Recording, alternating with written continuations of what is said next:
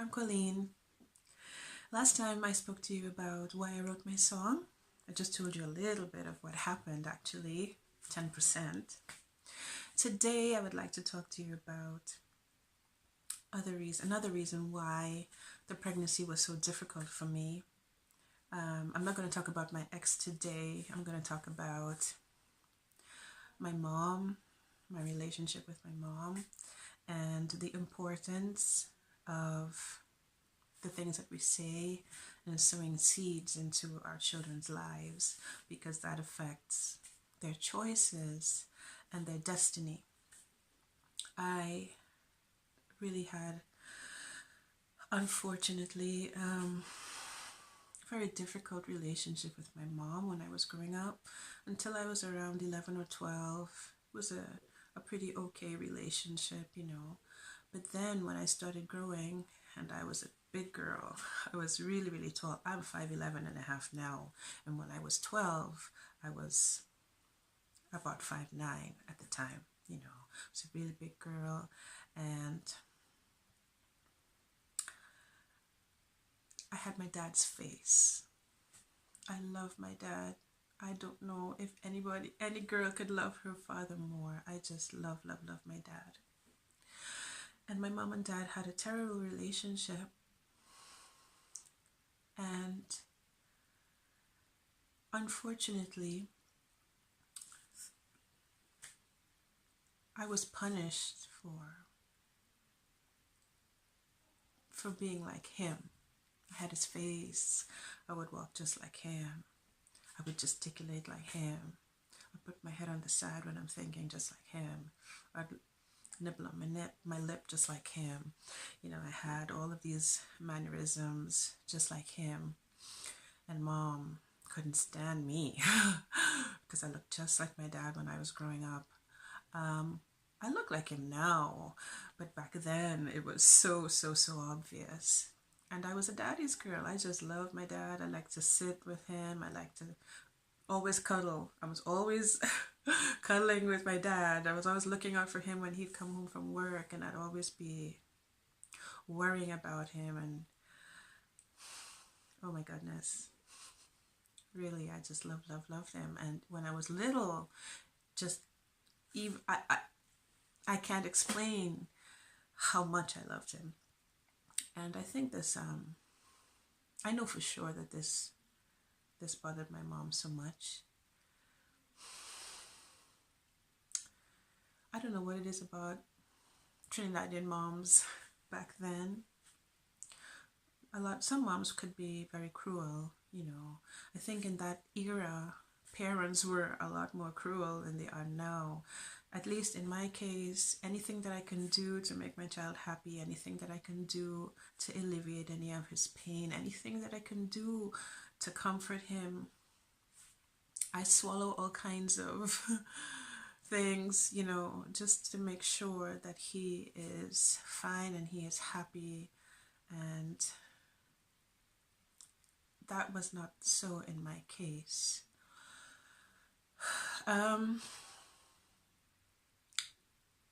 I have a brother. He's 11 years younger than I am.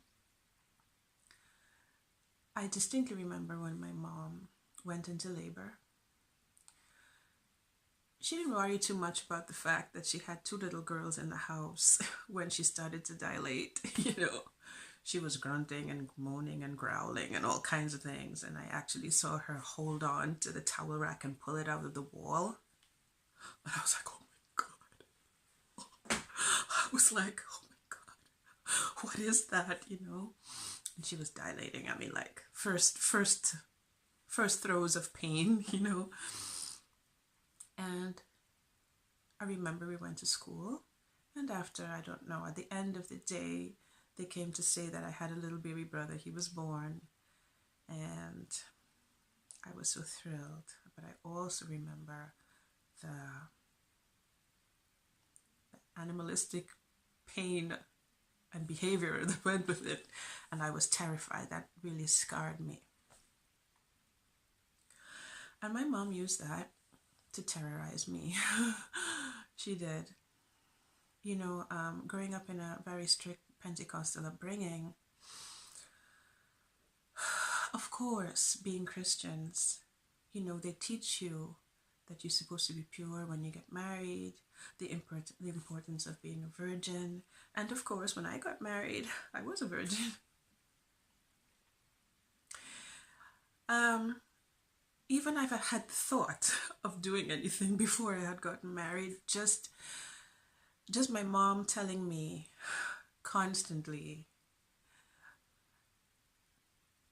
that she would have taken me to a gynecologist to make sure that I was a virgin, and he would hurt me when he was examining me, made me not want to have anything, that made me want to wait. And she would always say, if you should get pregnant, don't even ask me for help. You know from now that I will not help you, And not only that, I am waiting for the day that you give birth so I can hear you screaming with pain. And I will laugh at your pain because of all of the pain that you gave me. Not only during birth, but during your lifetime. Oh my God. Oh my God. I do not know. Now I'm laughing, but I tell you, that thing has tormented me all of my life. So even if I had wanted to do anything when I was growing up, teenager and all of that, 20s, whatever, I got married when I was 23, which is too soon. I wouldn't have, because I was just so terrified. Forget it, And some of you might be wondering, well, I spoke last time about the fact that I wasn't married at the time when I had my baby. That's another story. I was married. I was married. Got a divorce. Was with my new partner. When I say rebelled, that was my period of rebellion. But I will talk about that another time. I could write a book, believe me. Okay. Getting back to the pregnancy. You see, on one hand, I had to be battling to keep my little baby in my belly and get to the term where at the end of the pregnancy where I could actually give birth. And he was born at 8.5 months. We induced the birth. On the other hand, I was battling with the fear, the extreme fear, the extreme fear. I was like, oh my God. Just the fear of it, of the pain. I've heard women saying, when you think that you're going to die, then the next push after that thought is when the child will be born. So I was like, it's like a pain, like almost like death. I was thinking, and I was terrified. And mothers have such a tremendous influence on their children. The things that mothers say to their kids can really scar them. And when they say sticks and stones may break your bones, but words can never hurt me, that is not true. That is not true. Stones and sticks can hurt you temporarily, but words can really cut through you like a knife and can scar you mentally, psychologically. That is what happened to me.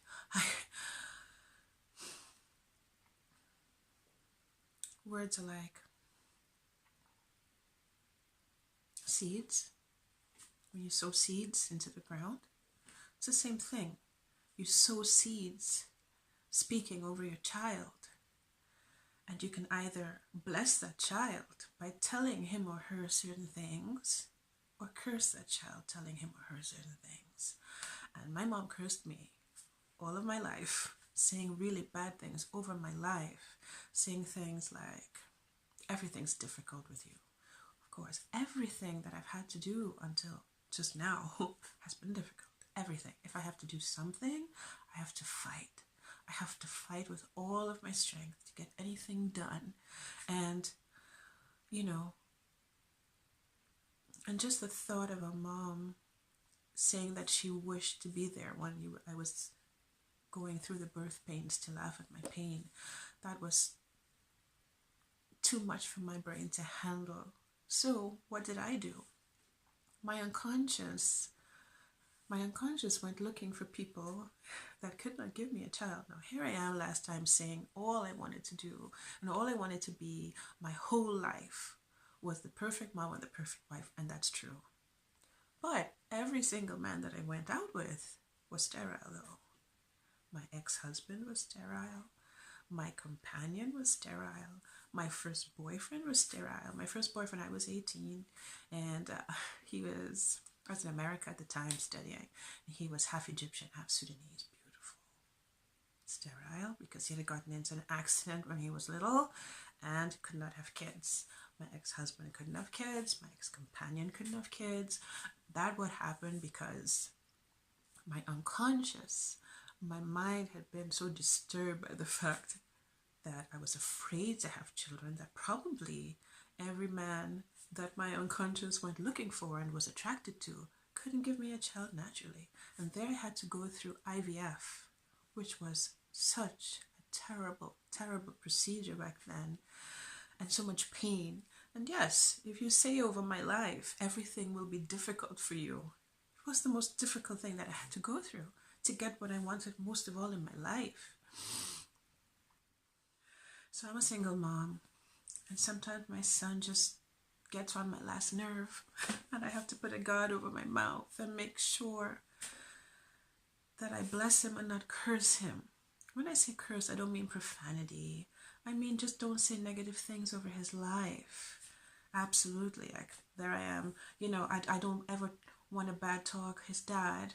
Try never to do that. And, you know, maybe go and say afterwards, you're just like your dad. No, I try never to bad talk his dad. And I try always to say positive things over his life. All those good things moms are supposed to say. You're wonderful, you're special, you're beautiful, you're handsome. You're the head and not the tail, you're above and not beneath. All of that good stuff. And I ask God again and again and again to help me.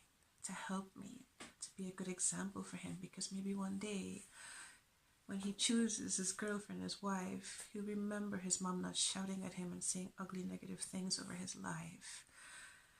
You know, just to be a good example for him. And I ask God again and again. And I love that Donnie McClurkin, the song that says, and again I call you, and again you answer, and again I need you, and again you're there, and again I reach out, and again you hold me, you console me once more, and again. God bless you. Ask God to help you. Take it a minute at a time. He'll help you. Let's just be good moms. Single moms have so much. It's so important to be a good example. We can do it a minute at a time, asking for his help. God bless you. See you soon. Subscribe. Give me a like. Bye-bye.